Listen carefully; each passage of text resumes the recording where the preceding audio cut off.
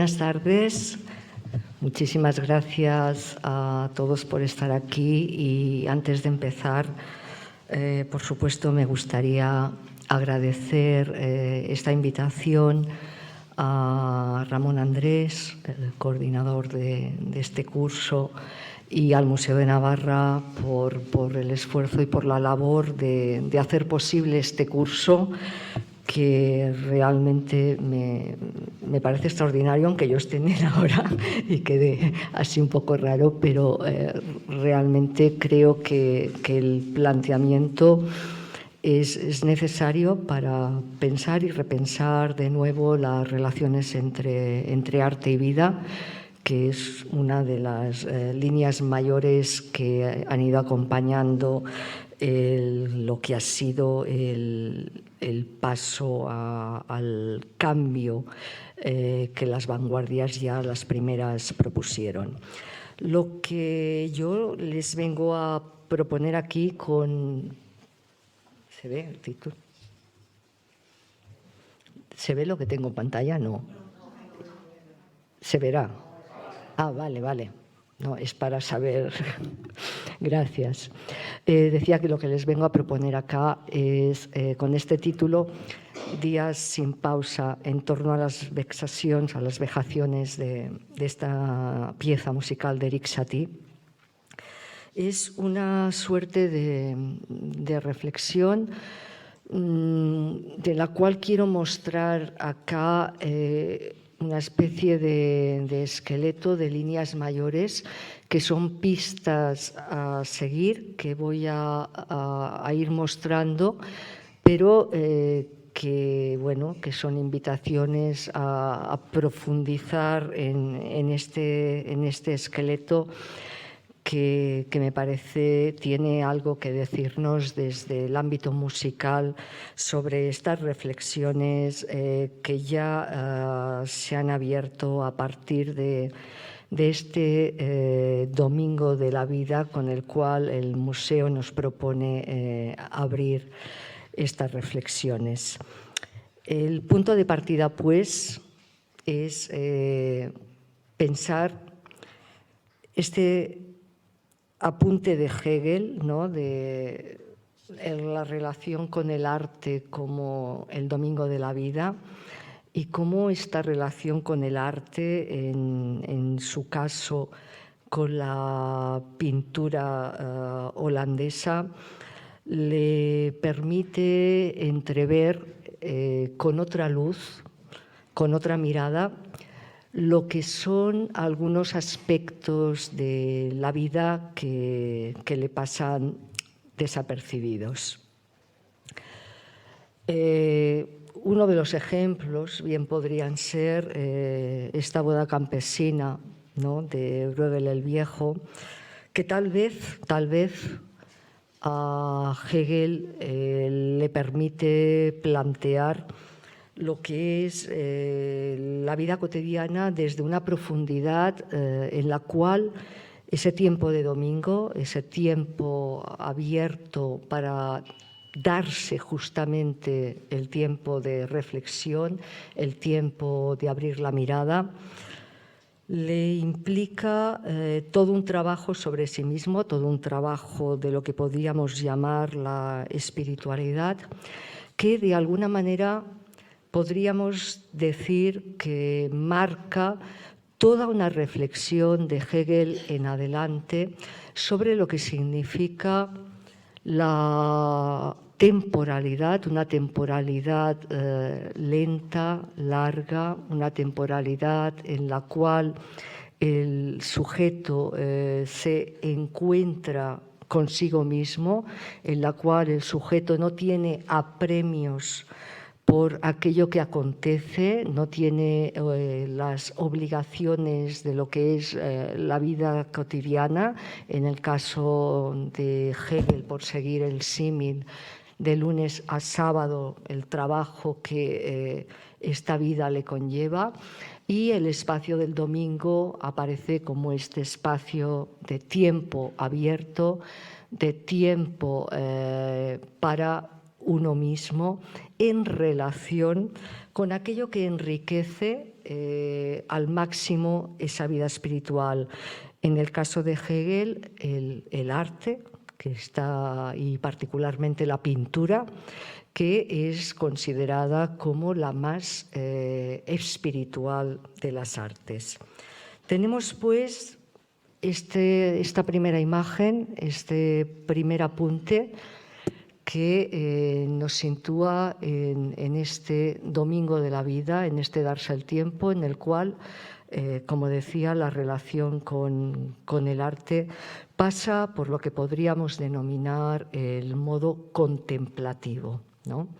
El modo de la contemplación, entendida no solamente, por supuesto, como algo que tiene que ver con la mirada, sino con esta entrada, con el contemplum, con el hecho de estar templado con, acordado con, y en este caso acordado con estos aspectos de la vida, como puede ser los detalles de una boda campesina, que si no hubiéramos parado la atención a través de la mirada de la obra de arte, quizás hubieran pasado desapercibidos. Un segundo momento podría ser el momento al que nos invita Friedrich Nietzsche en La Gaia Ciencia, en un parágrafo que se titula Trabajo y aburrimiento, del cual hay aquí un pequeño extracto. Yo voy a leer un poquito más, si me permiten, que dice lo siguiente: buscarse trabajo porque se necesita el salario, eso es en lo que actualmente son casi iguales todos los hombres en los países civilizados. Para todos ellos, sin placer en su trabajo. En cambio, aquellos hombres selectivos, difíciles de satisfacer, a los que no se les sirve con una abundante ganancia, cuando el trabajo mismo no es la ganancia de todas las ganancias, pues a este raro género de hombres pertenecen los artistas y contemplativos de todo tipo. Y saltando un párrafo, ellos no temen tanto al aburrimiento como al trabajo sin placer. En efecto, necesitan mucho aburrimiento si es que han de tener éxito en su trabajo. Para el pensador y para todos los espíritus sensibles, el aburrimiento es aquel desagradable amainar del viento que precede al viaje afortunado y a los vientos alegres. Tiene que tolerarlo, tiene que esperar que produzca en él su efecto. Eso es justamente lo que los seres más humildes jamás pueden conseguir de sí mismos. Ahuyentar de sí al aburrimiento de cualquier manera es vulgar, así como es vulgar trabajar sin placer. Hasta aquí la referencia. ¿Qué desplazamiento nos ha producido Friedrich Nietzsche respecto a Hegel? Ha introducido cuando menos dos elementos. Por un lado, la cuestión del trabajo y el contrapunto del aburrimiento. La cuestión del trabajo como aquel estar ocupado y el aburrimiento como una desocupación con la cual no sabemos qué hacer. Frente a esa desocupación, solamente nos dice aquellos espíritus sensibles, aquellos espíritus elevados, aquellos espíritus que no son vulgares, serán aquellos que sean capaces de encontrar en el aburrimiento una tarea superior, aquellos que sean capaces de hacer de ese tiempo no ocupado, de ese tiempo que para algunos es aburrido, el camino de lo que es la vida espiritual. Tenemos de nuevo, pues, el tiempo del domingo, solo que en Nietzsche el tiempo del domingo ya es el tiempo que se contrapone al tiempo de trabajo en el cual no se siente placer. Mientras que el tiempo que está desocupado, el tiempo que no pertenece a ese trabajo desagradable, puede ser para unos el tiempo de aburrimiento, para otros el camino, otra vez, de una formación, de una espiritualidad. Por lo tanto, seguimos con esta temporalidad en un tiempo vaciado, solo que el detalle de unirlo al trabajo nos hace ya, de alguna manera, estar atentos a algo que se ha modificado. Y es que en el tiempo que va de Hegel a Nietzsche, la segunda revolución industrial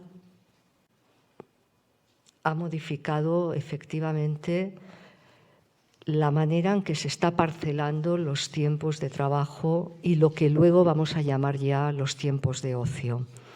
Está parcelando ya el hecho de que el domingo ya no va a ser un tiempo vacío en el sentido hegeliano, sino que el domingo va a ser un tiempo vacío para el ocio, para un ocio que cada vez más va a ser a su vez determinado por el propio sistema que está ligando el tiempo de trabajo. Vamos a crear para los domingos una serie de actividades que van a ocupar el tiempo de aburrimiento de todas aquellas personas que no saben qué hacer con ese tiempo vacío. Evidentemente tenemos aquí con Nietzsche, no vamos a negarlo, una clasificación que para algunos puede ser quizás muy altanera, respecto a lo que serían los espíritus elevados, capaces de tener una vida espiritual autónoma a partir de sus relaciones con las obras de arte, etc. Y eso que llama él los espíritus vulgares, que en otros lugares llamarán los espíritus gregarios, que requieren colmar ese tiempo vacío porque no saben qué hacer con él y es su tiempo de aburrimiento. Tenemos pues estos dos momentos que quisiera que hicieran como trasfondo de estas vejaciones a las que enseguida vamos a ir, vamos a ver para qué. Y como bisagra quería proponer esta imagen de de Magritte, de esta obra de 1958 que da por título Las vacaciones de Hegel. Leo un momentito un pequeño texto de Magritte en el cual explica este título. Dice el texto lo siguiente: ¿cómo podía mostrar un vaso de agua en un cuadro de forma que no fuera indiferente, ni fantasioso, ni arbitrario, ni débil, sino, osémoslo decir, genial, sin falsa modestia? Empecé por dibujar muchos vasos de agua, siempre con un solo trazo para el vaso. Al cabo de 100 o 150 dibujos, el trazo se fue ensanchando y adoptó la forma de un paraguas. Después, situé el paraguas dentro del vaso y, para acabar, debajo del vaso, que es la solución exacta a la pregunta inicial: ¿cómo pintar un vaso de agua con genio? Después pensé que a Hegel, otro genio, le habría interesado este objeto, que tiene dos funciones opuestas: no querer agua, rechazarla, y quererla, contenerla. Se habría sentido seducido, creo, o divertido, como en vacaciones. Y por eso titulé el cuadro Las vacaciones de Hegel. Hasta aquí la cita de Magritte. Tenemos primero esta ironía con la dialéctica hegeliana, un paraguas que sirve para rechazar el agua y un vaso que bien puede servir para contener el agua.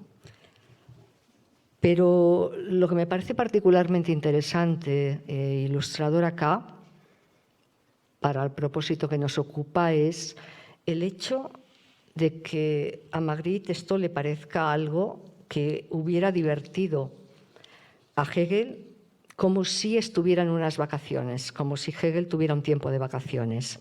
Evidentemente, las vacaciones a las que alude Magritte no son las vacaciones que hubiera entendido Hegel. Los domingos de Magritte ya no son los domingos de Hegel. Los domingos de Magritte en el año 1958 ya son esos domingos para la diversión que Nietzsche estaba prefigurando cuando hablaba de ese tiempo también para el aburrimiento. Tiempo que, para hacer pasar el aburrimiento, va a ser colmado de diferentes actividades en las cuales la diversión aparece como necesaria y obligatoria, ligadas a ese tiempo vacío, a ese tiempo de vacaciones, a ese tiempo vacante. Tenemos, pues, las dos imágenes, Hegel, Nietzsche y la bisagra que nos permite Magritte. Y, si me permiten, ahora ya, con este trasfondo, doy un paso intermedio, me quedo entre Nietzsche y Magritte y les propongo adentrarnos en Erik Satie y particularmente en las vejaciones. ¿Por qué las vejaciones de Satie? Enunciado de forma quizás un tanto brutal, porque, como intentaré mostrarles, las vejaciones de Satie prefiguran en el siglo XIX, finales del siglo XIX, prefiguran lo que va a ser el cambio de temporalidad, el cambio de vivir la temporalidad ligada a la vida espiritual y al arte y a lo que serán las propuestas artísticas de vanguardia. No vamos a hacer aquí una presentación de Erik Satie. Yo me he limitado a recordar pues una de las citas, ¿no?, que es la manera en que él se presentaba. Yo me llamo Erik Satie, como todo el mundo, lo cual ya nos da un poco la medida del personaje. Y vamos a ir a la presentación de estas vejaciones. Las vejaciones pertenecen al año 1893, que es una etapa en la que Satie está metido en los círculos ocultistas, y es una etapa en la que él empieza su reflexión sobre la temporalidad. Quizás Satie sea uno de los compositores que más ha trabajado sobre la cuestión de la temporalidad, aunque a menudo lo haya mostrado de forma irónica, como por ejemplo ocurre en estas piezas, este conjunto de piezas que ahora tenemos acá y que son un poco posteriores, Deportes y Divertimentos, que es toda una serie de piezas de 1914 en las que él lleva a cabo la composición musical y su colega Charles Martin lleva a cabo los dibujos. Son una sátira de lo que los contemporáneos de su momento entienden por divertimento y por deporte. Estas piezas bien podrían ponerse en paralelo con el texto de Nietzsche antes leído respecto a las formas de llenar el tiempo. Y son piezas en las cuales encontramos, por ejemplo, alusiones a los que podrían ser formas de llenar un tiempo que llegaran a colmar un aburrimiento infinito, como por ejemplo la pieza titulada Tango Perpetuo, que de alguna manera va a repetir lo que es las vejaciones a las cuales vamos enseguida. Aquí tenemos algunas de las ilustraciones de la caza y yendo a las vejaciones. ¿Qué es lo que encontramos en estas vejaciones? En las vejaciones encontramos una propuesta para una pieza que no sabemos si el mismo Satie la compuso para ser interpretada o si, como algunos piensan, era simplemente una broma. En la partitura encontramos un motivo que se repite 4 veces.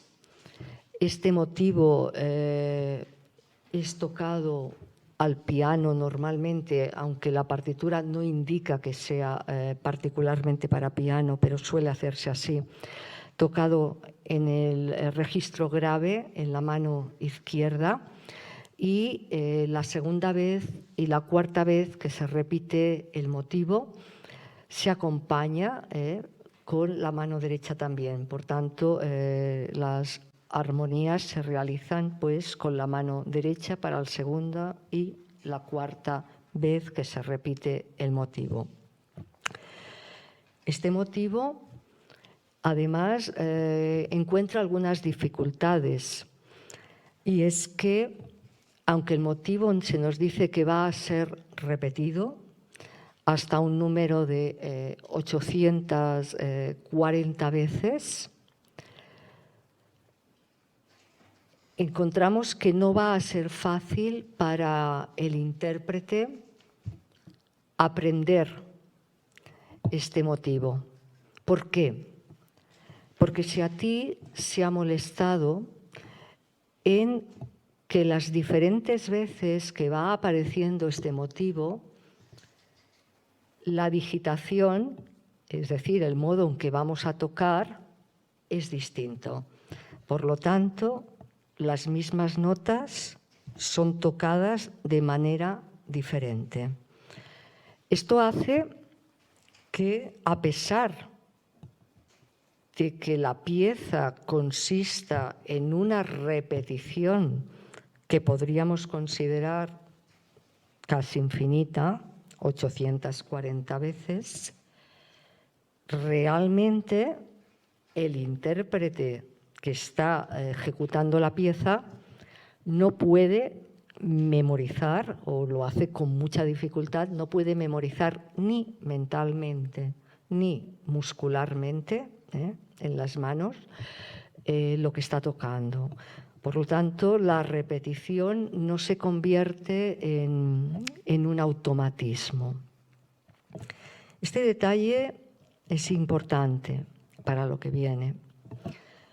A ello le sumamos además que la partitura nos dice que la interpretación ha de ser realizada de un modo muy lento, muy lentamente.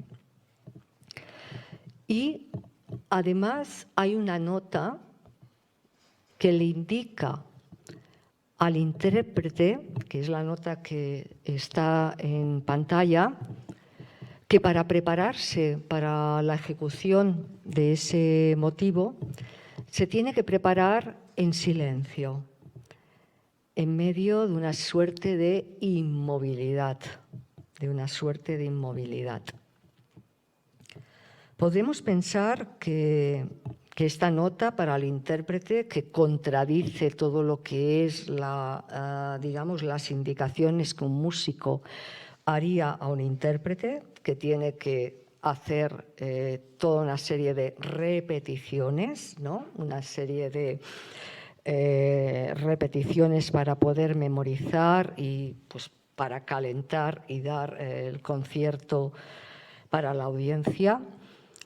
Aquí queda negado por una propuesta de silencio y de inmovilidad. La pieza es una propuesta de meditación, de hecho, una propuesta meditativa que va ligada a todo el trabajo que Satie está realizando a finales de los años 90 en relación con el tipo de espiritualidad que le está abriendo toda la corriente ocultista que hay en el París del momento. Podríamos pensar que esta corriente ocultista, como es el caso, por ejemplo, de los Rosacruces, a los cuales pertenece Satie en ese momento, es algo que compete pues, solamente a Satie y poco más.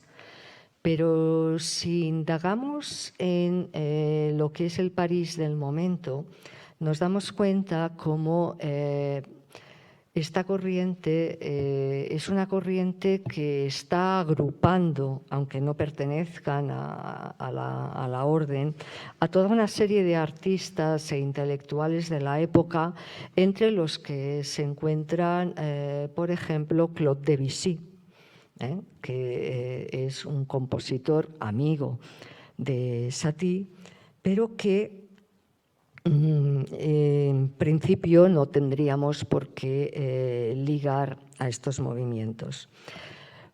Un movimiento que en esos años, como decía, aglutinaba a toda una serie de artistas e intelectuales en una librería, la Librería de las Artes Independientes, que estaba custodiada por Edmond Bailly.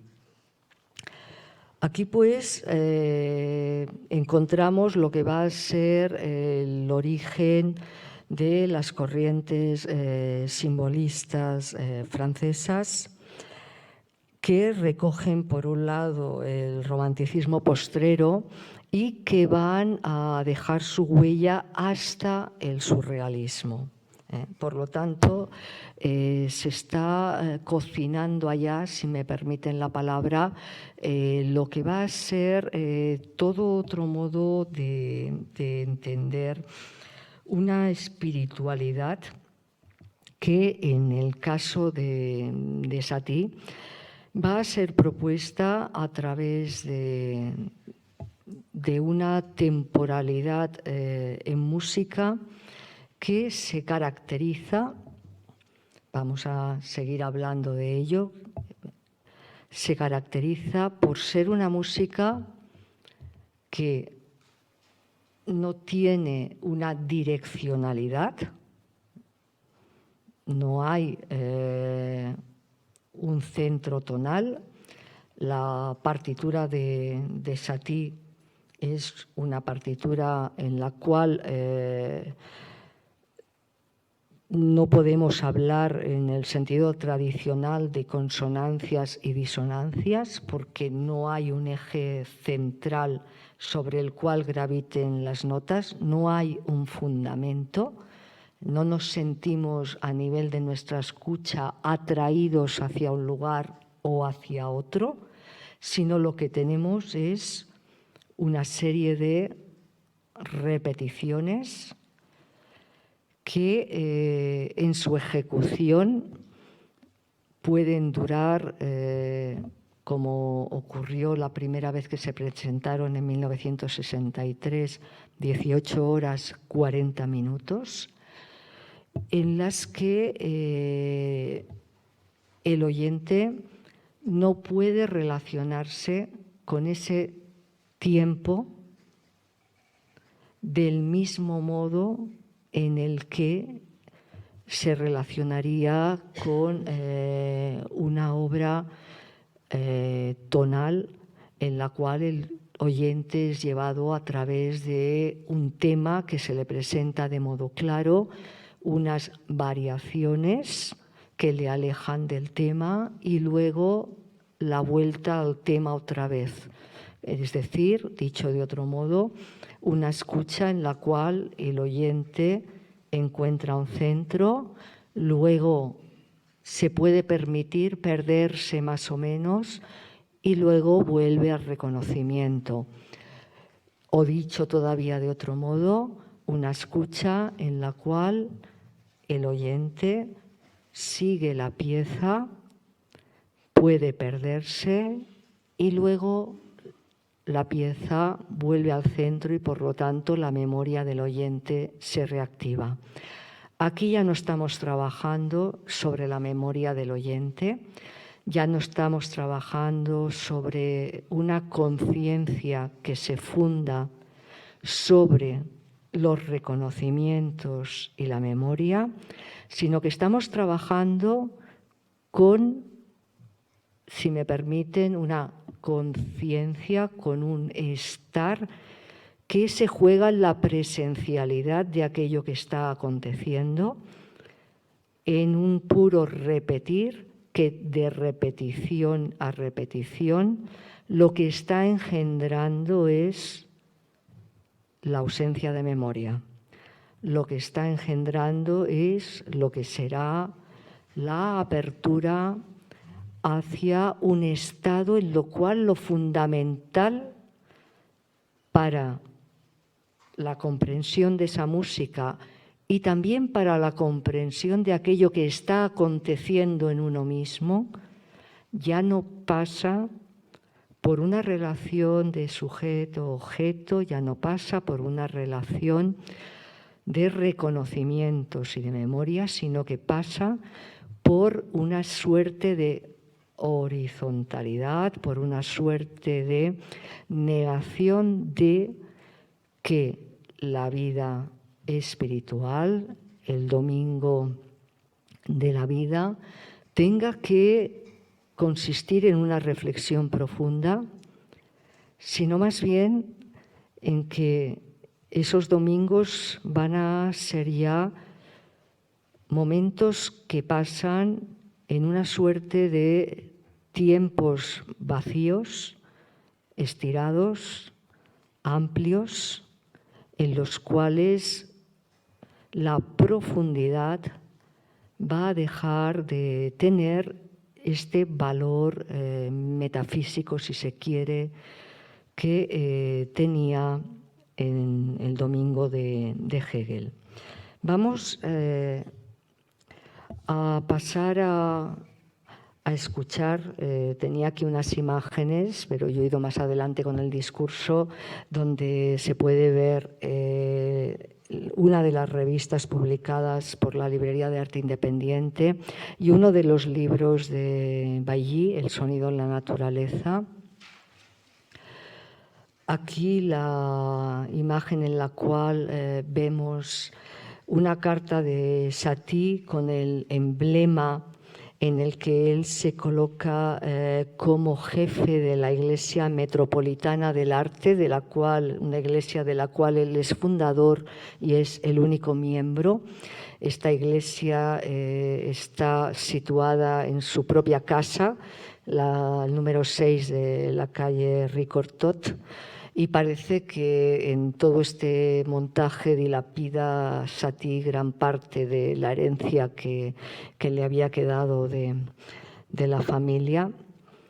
Aquí la escueta partitura de Satie con la nota al intérprete, con la indicación muy lento, que recuerdo para aquellos que vengan de formación germánica, que el Langweile, el tempo lento, en alemán significa al mismo tiempo el aburrimiento, este tiempo lento. Y el tema. Y ahora vamos a pasar a escuchar unos minutos de estas vejaciones en la interpretación de Carla Santos, que hizo en 2012. De paso, un pequeñito homenaje a Carla Santos, tan querido. No sé si voy a poder.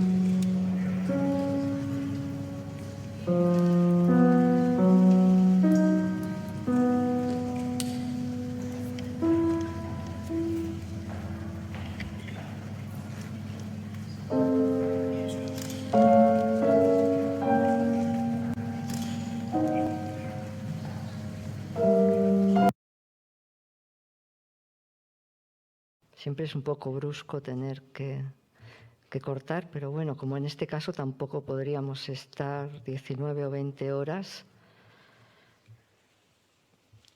hemos llegado hasta el momento en que Carla Santos le pasa el piano, la ejecución a Inés Borràs.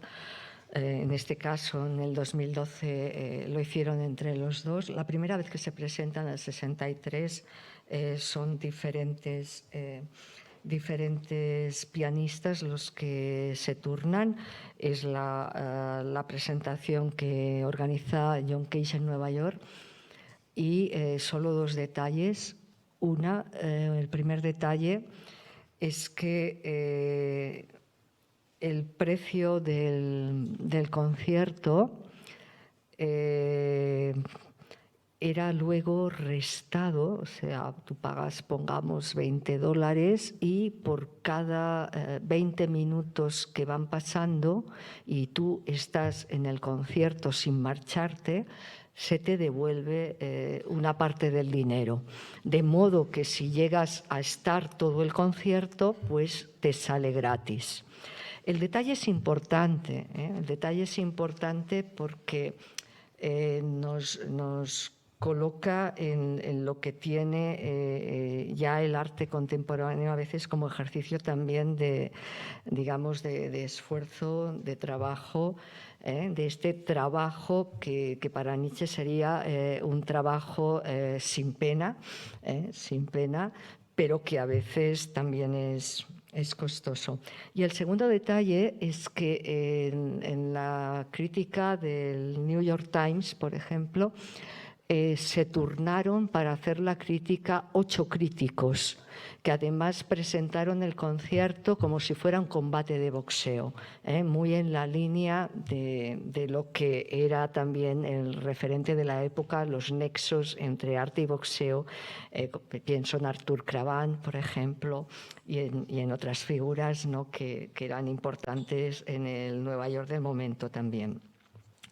Dicho esto, ya para ir cerrando, ¿por qué esta pieza me parece que puede aparecer como una prefiguración del modo en que se va a plantear los nexos entre temporalidad y espiritualidad durante el siglo XX?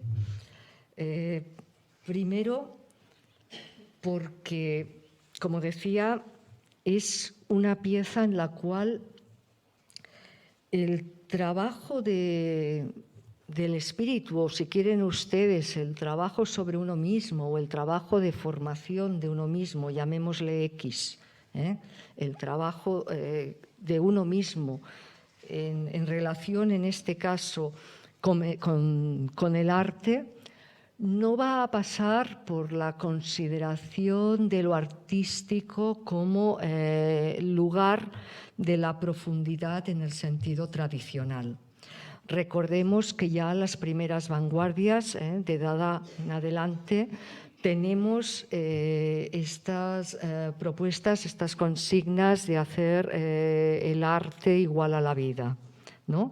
Por lo tanto, ya no hay domingos, pero si no hay domingos tampoco hay, y en esto Satie era tajante, anterior a su tiempo ya, tajante en el hecho de decir que el aburrimiento tiene que dejar de ser el aburrimiento que para él es el aburrimiento burgués, el aburrimiento ligado a una metafísica que para él ya no tiene sentido, que se trata de ejercitarse en otro tipo de aburrimiento. Frente al aburrimiento que va ligado a consumir el tiempo de ocio rellenado de deportes o divertimentos o de cualquier otra acción, o el aburrimiento espiritual que se convierte en motor de la acción, estoy pensando en Ser y Tiempo de Heidegger, por ejemplo, o las relaciones de tiempo y espiritualidad en Merleau-Ponty, por ejemplo. Es decir, para toda esta tradición, o frente a toda esta tradición, La temporalidad que propone Satie en esta pieza es una temporalidad ya que anticipa las maneras de relacionarse temporalmente con lo que será la performance después, con lo que serán las propuestas de vanguardia. Una temporalidad que no parte, como decía, de esta profundidad de un espíritu que se repliega sobre sí mismo. Hablamos aquí de, pueden ser 18 horas, 19 horas. Creo que no hay espíritu capaz de soportar una profundidad tal. Y a lo que vamos es ya a esta especie de suerte de temporalidad suspendida o temporalidad extendida, en la cual pasamos en continuidad de tiempos profundos a tiempos superficiales. Y en estas temporalidades nos vamos ejercitando. Esta podría ser, tal vez, una de las consecuencias a tener en cuenta y a extraer de las propuestas de las vanguardias de la unión arte y vida. Esta sería una de las caras. La otra cara la encontraríamos desde el modo en que los tiempos de trabajo y de ocio han obligado también a vivir las temporalidades de un modo semejante muchas veces a como se han planteado también en una gran parte de las propuestas del arte contemporáneo o en las vejaciones de Satie. Es decir, con una suerte de continuidad entre el tiempo de trabajo y el tiempo de ocio. O dicho de otro modo, lo que ya la Escuela de Frankfurt denunciaba en los años 40 o Walter Benjamin un poco antes, cuando hacían del tiempo de ocio un tiempo que era un tiempo que continuaba el tiempo de trabajo.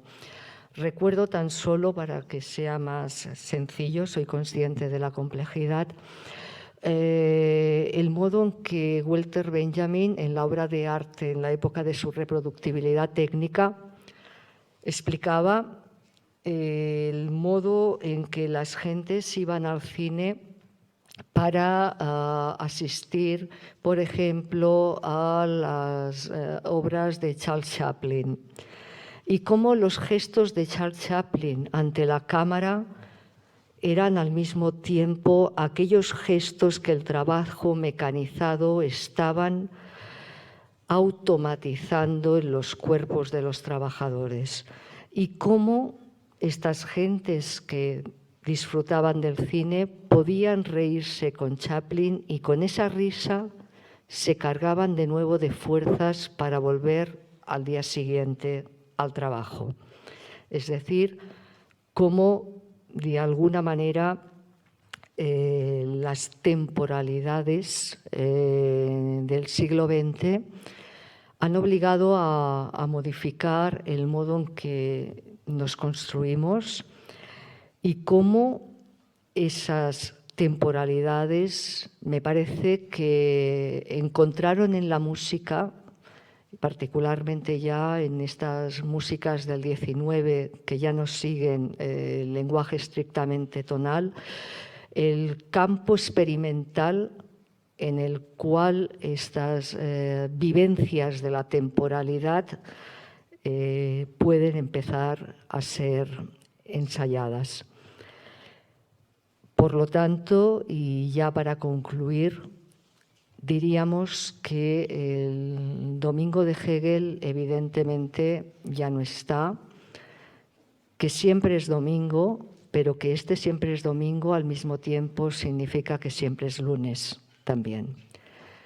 Y que encontrar los espacios en los cuales, espacios-tiempos, en los cuales se producen esas formaciones de uno mismo o del espíritu que no vayan ligadas al tiempo de trabajo que exige el sistema neoliberal, obviamente es cada vez más difícil, pero que al mismo tiempo no podemos dejar de negar que una gran parte del arte contemporáneo, como quizás no podría ser de otro modo, que a muchos tanto nos apasiona, forma parte también de esta misma línea en la cual, precisamente porque el arte es igual que la vida, nos exige que lunes y domingo también sea lo mismo.